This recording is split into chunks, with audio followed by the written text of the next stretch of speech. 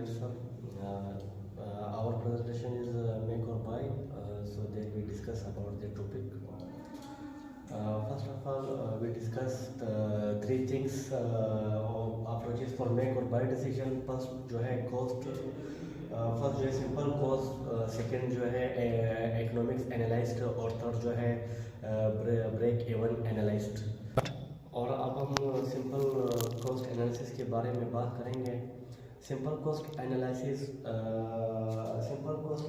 a company's extra capacity that can be used to produce a selected fixture which it has been buying. Let's know each if the company makes the fixture it will incur material cost for price 30 per unit।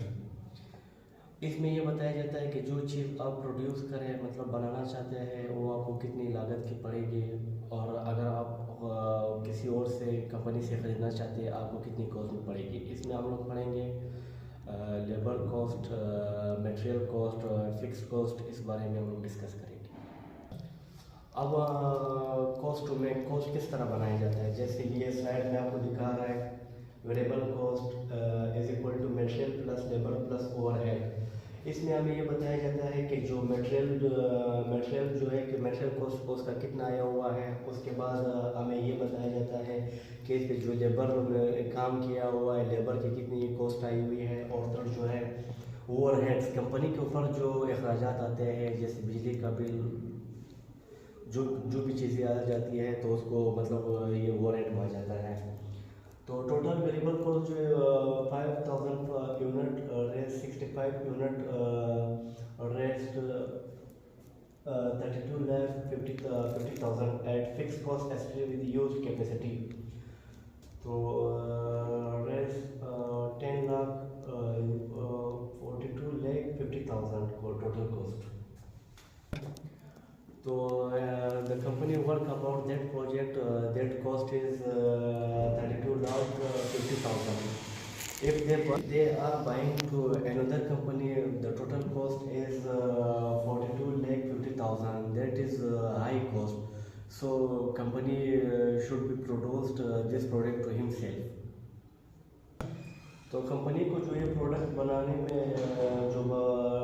में इसको लगेंगे 32,50,000 रुपये। अगर दूसरे company से ये ख़रीदेगा तो total cost जो है 42 lakh 50,000। So we should produce this product to company himself. So that we I will write in board so concept is very clear. तो इसमें जो प्रोडक्ट ए है हम लोग मेक करेंगे इसको 5 रुपये की लागत है। प्रोडक्ट ए इसको मेक करेंगे, इसमें 5 आएगी। और दूसरा प्रोडक्ट बी है इसको हम लोग बाय करेंगे, इस पर टोटल लागत 550। तो इसमें जो डायरेक्ट लेबर है, डायरेक्ट मटेरियल है और डायरेक्ट एम्प्लॉय है,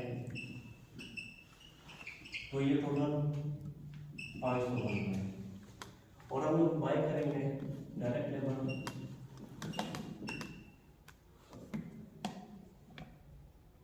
150, डायरेक्ट मटेरियल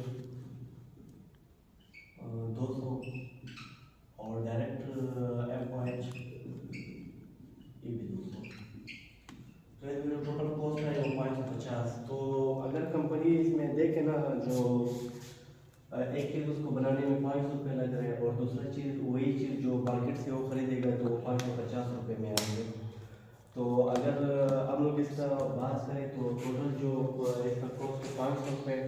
तो हमें ये प्रोडक्ट ये अब एक कंपनी को चाहिए कि वो प्रोडक्ट को प्रोड्यूस करें और प्रोडक्ट भी को ना करें, क्योंकि अगर ये खरीदेंगे भी तो अगर इसको 550 तो अगर ये बना भी ले अगर मार्केट में ले आए तो इसके लिए मतलब बहुत ज़्यादा नुकसान हो जाएगा। तो जो मैं कहता हूँ वो प्रोडक्ट ए को बाय कर ले, ठीक है। तो इसमें हम लोग देखेंगे इकोनॉमिक्स एनालिसिस।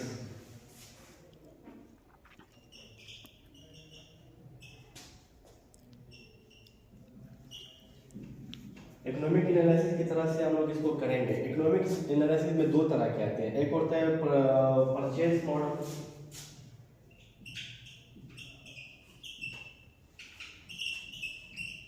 दूसरा होता है manufacture model.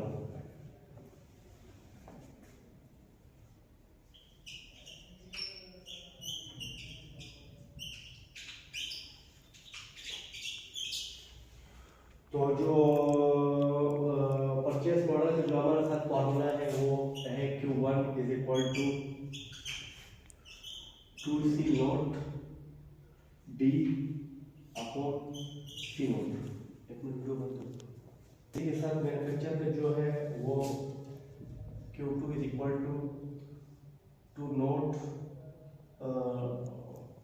2C naught D upon C naught 1 minus R equal to K। तो इसमें जो D जो हमारे पास है वो डिमांड है, D हमारे साथ डिमांड है, P जो है, C जो है, C नोट जो है, तो परचेस है, P जो हमारे पास परचेस है, और सी जो है वो कैरिंग कॉस्टिंग है,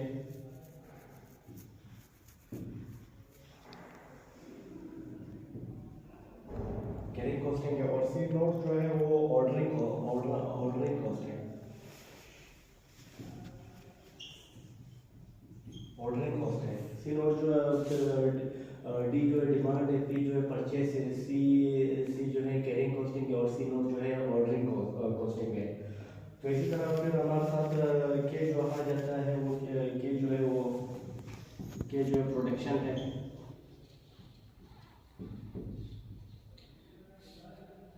Q1 जो है इकोनॉमिक ऑर्डर है,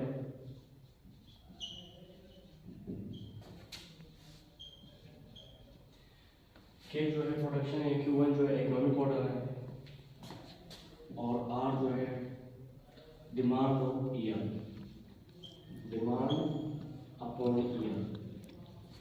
तो जो हमारा जो इकोनॉमिक एनालिसिस है उसमें दो टाइप होते हैं, उसमें एक होता है परचेस मॉडल, दूसरा होता है मैन्युफैक्चर मॉडल।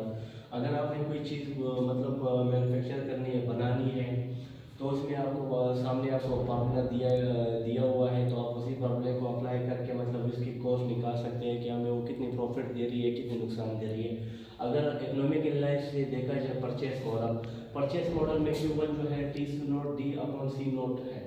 तो इसमें जो है डी हमारे पास डिमांड है, पी जो है परचेस है, सी नोट जो है कैरिंग कॉस्टिंग है। तो इसी तरह अगर हम दोनों को मतलब दोनों की कॉस्टिंग हम लोग निकालना चाहें तो हम लोग ये दो जो इकोनॉमिक एनालिसिस के तौर पे ये दो जो मैन्युफैक्चर मॉडल बनाए हुए हैं, तो इसकी थ्रू से आप सब कुछ निकाल सकते हैं। जो है हम लोग ब्रेक एवन एनालिसिस के बारे में पढ़ेंगे, और ये क्या कहते हैं, और ये हमें मेक और बाई जो कॉस्टिंग निकालनी होती है हम लोग किस तरह निकाल सकते हैं कि कोई प्रोडक्ट जो हम लोग प्रोड्यूस करें तो हमें मतलब अगर हम लोग अपनी तरफ बनाए तो कितना मुनाफा दे सकते हैं, अगर हम किसी और कंपनी से ख़रीदें तो मतलब क्या मुनाफा दे सकते हैं। तो ये ब्रेक इवन एनालिसिस है। तो इसमें एक ग्राफ है, ये ग्राफ है, तो इसमें जो है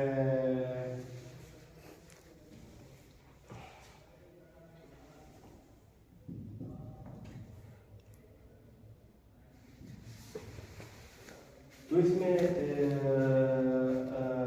ये दिखाया गया है कि अगर ये ग्राफ जो है ये इससे अगर ये इस लाइन को क्रॉस कर दिया ना, तो इससे अगर आगे चला गया तो ये हमारी प्रॉफिट है, और अगर ये इस ग्राफ अगर ये पॉइंट जो है इसके नीचे रहा तो ये हमारा क्या है, ये लूज में शुमार होगा।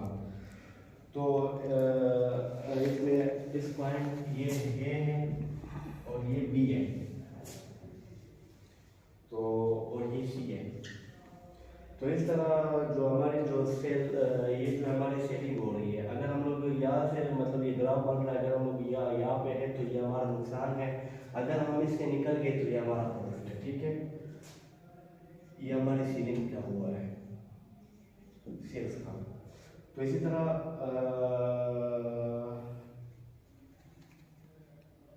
ये जो है हमारी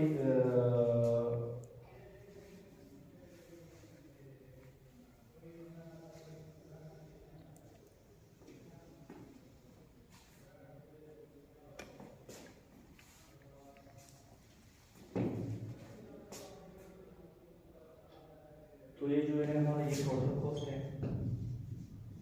कि उसमें हम प्रोडक्ट पे कितना खर्चा किया हुआ है, और ये जो है हमारा वेरिएबल कॉस्ट है, ये वेरिएबल कॉस्ट है। तो ये जो है हमारे प्रोडक्शन है कि आप कितना प्रोडक्ट कर रहे हैं।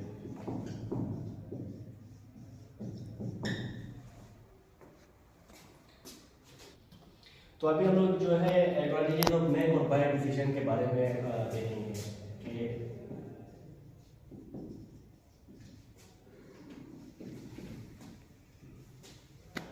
मेक और बाय।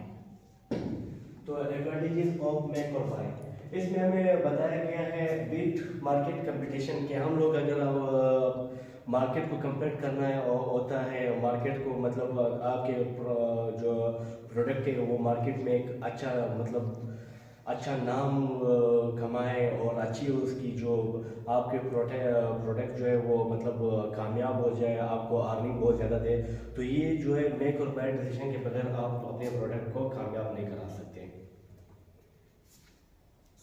अगर दूसरा चीज़ देखा जाए reduction in total cost of finished product, कि एक प्रोडक्ट हम लोगों ने बना लिया है, उसको हम लोगों ने कंप्लीट कर लिया है, जैसे ये चेयर है, या हमें ये मतलब हमें ये नहीं पता कि हमें कितनी लागत की पड़ी हुई, इसमें कितना लेबर हुआ है, क्या इसकी मैन्युफैक्चर कैसी हुई है, डायरेक्ट मटेरियल क्या क्या यूज़ हुए है, एफर्ट क्या यूज़ हुआ है। तो इसी को मालूम करने के लिए ये मेक और बाय डिसीजन जो है ये वो करना बहुत ही हुआ है लाजमन है। तो ये बात है। और दूसरा जो है हमारा इंटीग्रेशन, और अब हम लोग इसका कंक्लूजन के बारे में बात करेंगे और इसको कंक्लूड करेंगे एक मुख्तसर से बात में।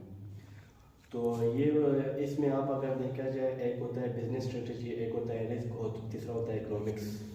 बिजनेस स्ट्रेटजी, पहले कोई चीज़ प्रोड्यूस करो, मार्केट में ले आओ, उसकी जो कीमत है और जो आप खुद मार्केट में कितनी पे खुद मेक कर सकते हो या मार्केट में बाय कर सकते हो, दोनों की प्राइस लिखे, तो ये बिजनेस स्ट्रेटजी होगी। अब रिस्क आपको किस तरह लेना होगा, अब इसमें रिस्क भी बहुत ज़्यादा है। रिस्क इस तरह से है कि अगर आप मतलब मार्केट को कम्पीट करेंगे ना, तो मार्केट को कम्पीट करने में आपको रिस्क भी बहुत ज़्यादा लेनी होगी। रिस्क लेने के साथ साथ आपको बहुत ज़्यादा आपके कंपटीटर भी हो जाते हैं, तो आपको इवन आपके जो प्रोडक्ट होता है वो मतलब नाकाम लाने की वो आखिरी हद तक कोशिश करते हैं।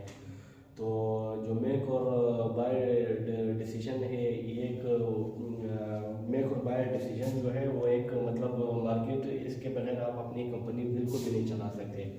तो पहले आप मेक करें, अगर आपको मुनाफा हो रहा है तो बनाएं, अगर आपको मुनाफा नहीं हो रहा है तो फिर किसी और से बाय करें। तो ये हमारी जो